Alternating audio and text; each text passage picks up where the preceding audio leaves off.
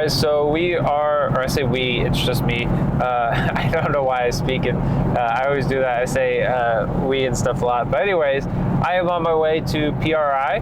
This is my first time ever going to PRI. It's been a bucket list item for quite a while. So I'm pretty excited about it. It's only a 5-hour drive from where I'm at in Missouri, so it's not too bad at all. So we're in the Camaro. We're headed, I think we're headed to St. Louis. We'll cut through St. Louis and then head up to Indianapolis. St. Louis is about half the way there. It's about 2.5, 3 hours. So that's kind of the halfway marker. So it's not too bad of a drive at all. I have no clue what to expect at PRI. I mean, I know it's owned by the SEMA organization. So, I think there's going to be about 1,200 booths. But from my understand, not as many people go to this, like attendees. Not as many people attend this kind of as SEMA. So you get more of kind of like a one-on-one with these companies. So I'm pretty excited about that. See what it can do for the channel, stuff like that. But yeah, so I will keep you guys posted along for the journey, kind of record more than I normally do. I know at SEMA I recorded a little bit of stuff, but it wasn't like super exciting. That was my first time really. That was the most public I have ever recorded. So that was weird. That was new. I feel a little bit more comfortable with it, especially with this new camera setup. I feel a lot more confident about it. Walking around recording on an iPhone just doesn't leave you feeling super confident. It makes it just, yeah. So but anyways, we got this new mic set up, we got the new camera. I think everything is going to turn out really good. But yeah, so let me show you guys a little bit of the scenery real quick. So for those of you guys who have never really seen Missouri, this is it right here. I mean, this is out past Columbia just by a few minutes, so it's not super exciting out here. But this is kind of what I grew up around. I mean, it's not the most country thing. I mean, this is the outskirts of a town that has like 200,000 people. The town I grew up in has less than 2,000 people, and then the town I currently live in is, I think, maybe 15,000 people, but this is the outskirts of Columbia, which has about 200,000 people. If you know anything about football, that's where the Mizzou football team is at. That's kind of what they're most known for, is Mizzou. Big college, big football team. But anyways, yeah, so, we got a whole bunch of tractor stuff over here. Tractor places are all over the place here.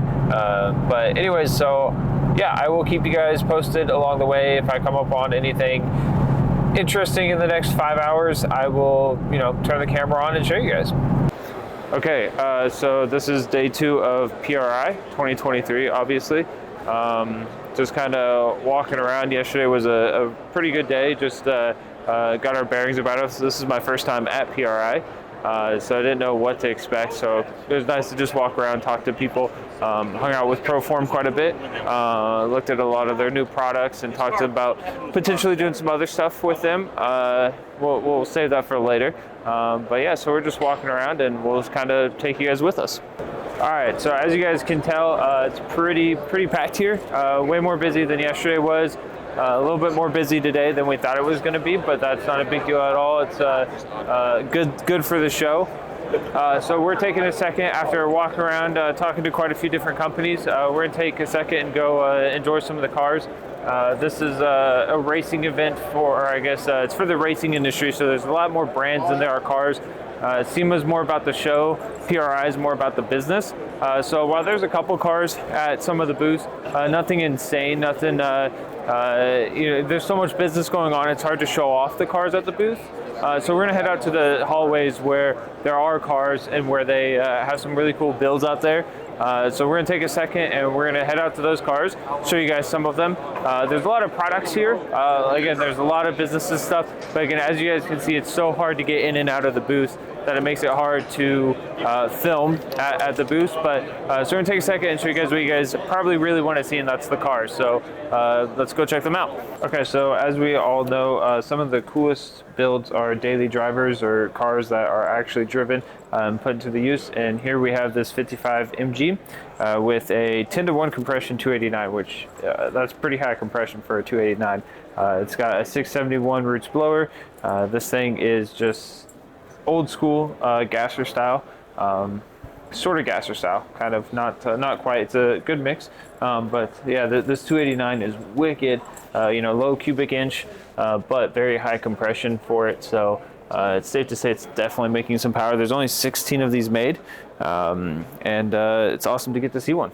Call me biased, but I like old school stuff, as you guys can probably tell, and you guys know. We got a 64 Comet here. This is one of, I think, 22, if I remember correctly, of the lightweight Comets that they made that Ford made from the factory. I think Ray Skillsman actually has this thing for sale for $260,000. So if you got that kind of pocket change laying around, this thing can be yours. But it's powered by a 427, slight gasser stance. It can be lifted a little bit up front, but this car's actually been raced. But it's got that old school kind of vibes. It's got really great, it's been completely almost, I would say, borderline rotisserie restored. Interior is in immaculate condition.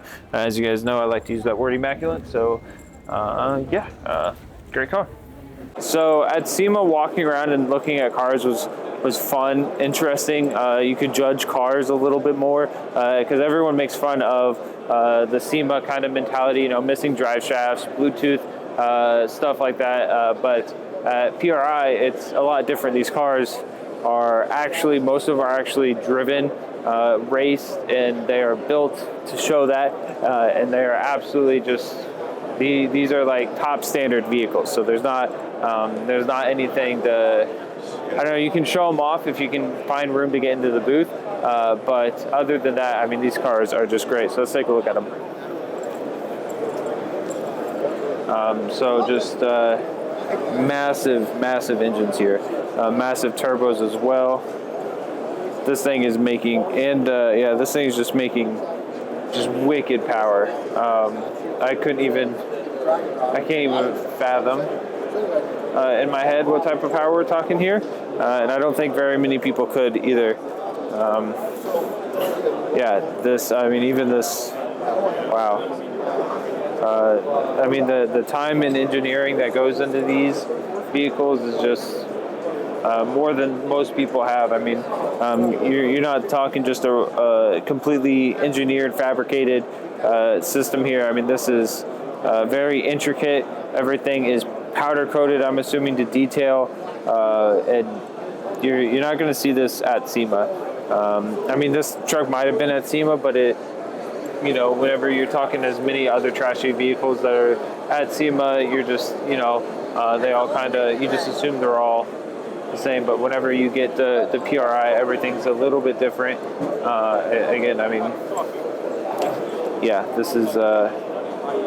This is amazing. So let's move on and see what else we can find. But like I was saying, these vehicles are top-notch, best of the best. Obviously you're probably going to have some flaws, paint and stuff, but when you're talking the nitty-gritty, the engine, the complete drivetrain, everything is going to be actually proven to be used, tried and true. All of this stuff is just, again, it's way different than SEMA here. So we're just going to keep walking around. It kind of seems like maybe some of these vehicles weren't here yesterday. I don't remember seeing some of these. So I'm thinking maybe overnight they brought some of these in. So we're going to keep walking around, and we'll keep you guys posted if we see anything else worth mentioning.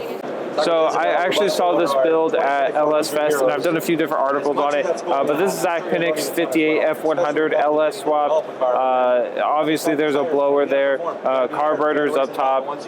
I mean, this thing is just complete burnout machine. I believe he's making over 800 horsepower. Tons of videos of him online doing burnouts. Again, watched him do this, take this thing at LS Fest East. This thing is just beautiful. At nighttime, he's got LED lights around it, and it's really cool. It really shows off all the chrome and everything like that. So, but Zach did a great job with this. I mean, he knows that. I've talked to him about this build before, but again, this is, just an insane, wicked burnout machine that's just for fun, and literally just he did it because why not? But LS powered, of course. I think I already said that. Again, mean, yeah, just absolute mad burnout machine is what we got going on. Cooling in back here in the back. There's no radiator up front. It's all back here. I'm assuming this is the trans and oil cooler back here. We got a fuel cell. All the nice little touches that you would need for everything. Again, Zach knows what he's doing, and it shows on this build. All right, next up we have this, what I believe to be a 69 Camaro. Again, keeping that old school sort of thing. We have a single ram, carbureted, small block Chevy of some sort. Probably safe to say it's a 350, but you never know. I believe I see a nitrous kit on there. It is tubbed, fat tires. This thing is some sort of Mystic Chrome as well. I mean, this thing is clean. Like I was saying before throughout this video, here at PRI, you really see actually driven vehicles, so these things have to run, and it's really nice to see everything is actually functional on the car. I mean, this thing is it's beautiful. I try not to say immaculate too much here, but yeah, this thing is beautiful. It's actually seen the strip. I believe it's got RS badging on it, but I mean, you never know. Yeah, there's a nitrous tank there. You never know with these things, but yeah, I think it looks great. This is probably one of my top favorites here. I just love the color, and I love that it's carbureted, small block. Next up, we have another Camaro. This thing is wicked, not only because it is a big block, and obviously just nothing but drag car here, but it's compressed air supercharged. So up here in the intake, he's got these dual hoses that run all the way to the back of the car, and back here he's got two massive air tanks that are that essentially, if I had to guess based off just logic here and common sense, is it's just shooting a whole bunch of air into that intake manifold and just giving it all the air it needs to make more power up top. But yeah, this thing is absolutely insane. I see carbon fiber inside the car down on the floorboard. So I mean, obviously this thing is not just your average 13-second drag car. All right, so we're just walking around. It's the last day. It's not as packed. Yesterday was pretty packed, as you guys saw on video. Today's a little bit less packed, so we're just kind of walking around enjoying the view, enjoying the booth, really kind of letting everything sink in. But yeah, we're there's a whole lot going on. We got some stuff going on tonight after hours, but we walked around today kind of trying to find out the pistons for the Nova are back ordered until the end of next month. They were supposed to go out early this month. Found out that they haven't shipped because they're out of stock till next month. So went around to a whole bunch of different booths this morning, tried to find someone that had something in stock, and sadly either companies don't make stuff for 327 anymore, or if they do, they don't have it in stock and it has to be custom ordered, so it puts it on the same timeline. So I guess the Nova is going to be down a little bit longer, but that's okay because we figured out a transmission, we figured out torque converter, we figured out quite a few different things. So we'll wait till we're past. That explains why that booth was so packed. So we figured out almost pretty much a lot of the different pieces to the puzzle. So that's exciting. I feel a lot better about everything. What else we got? Yeah, torque converter, transmission. We might be switching routes on cylinder heads. We've switched routes on control arms. I'll give you guys more detail about that later. But we worked out a deal while we're here where I already had the BMR control arms, but we switched routes. I'll go over that later. Trying to think. I don't know. We found some engine paint that looks really good. An actual good sort of red that we're looking for, rather than go this way. Rather than not knowing for sure how the red was going to turn out, because as you guys have seen, The red from before kind of turned out burgundy, so we got a deal worked out for paint. So pretty excited about that. But anyway, so this is machine row, I think is what they call it. Or is it machinery row? It's machine row. So this is machine row. Yeah, I'm not sure. It's machinery and machine row. That's the job. We'll kind of dive into it and see what all there is to view here. This is where all your tools are going to be, all your welding equipment. Really, I mean, all of your robotic welding, laser welders. We've seen some pretty cool demos on those. Drill bits. There's a lot of drill bits. I think there's like 4 or 5 different companies here for drill bits. But yeah, so like Lincoln Electric's here. They got some pretty rad stuff. They make really cool stuff. This side has probably been one of the busier sides. This side's the most interesting side, I think, in my opinion, because there's actual demos going on here. All the other booths are really cool to see the big turbos, the Pro Chargers, all that stuff, the cars in the booth. But there's no actual demos going on. This side has all the demos. You can actually see these products in use. So that's really nice. Almost all the companies are doing, like all the welders, all the welding machines, you can walk up to the booth and they'll gladly give you a demo. Very expensive machinery as well. There's probably nothing else in the, this one area probably equates to over half the, overall cost of everything here. This thing is really cool. Tumbler. Yeah, those super smooth. Love it. We've been by that multiple times to stick our hands in there. Oh, there's other ones? No way. Dude. That is the coolest thing. Alright, okay. Alright. Couldn't resist. Dynos are here. You got Dyno Jet. Miller's here. Wow. It's an LT2 intake.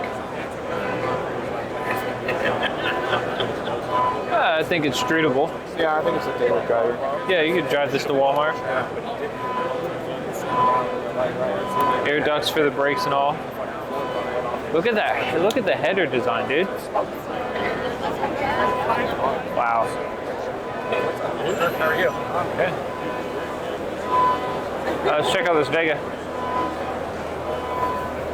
This is clean. It's an insane paint job.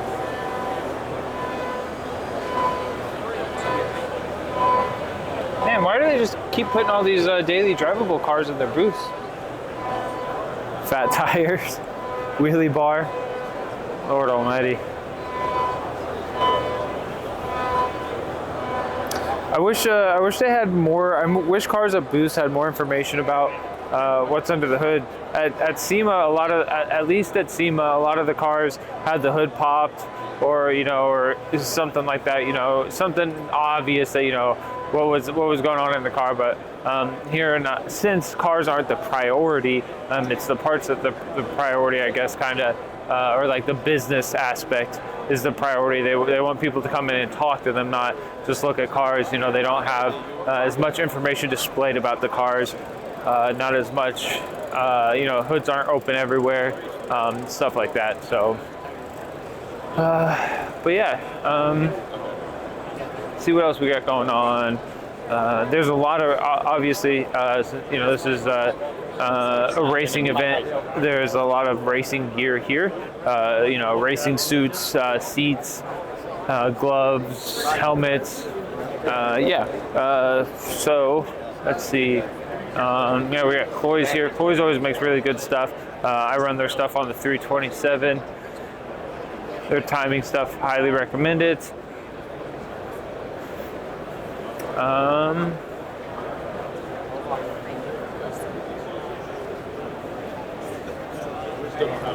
We have it. Okay.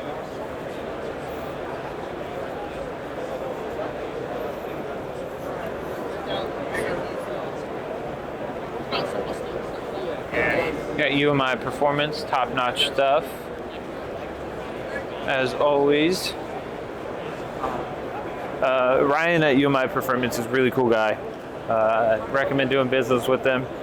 You know, I've talked about this before. You know, I always try to work with companies I know that are legit and really cool people. And UMI Performance is one of those companies.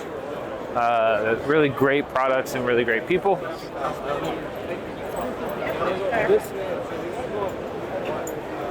If there's one thing PRI is not missing out on, it is cooling products. There are a crap ton of cooling products around here.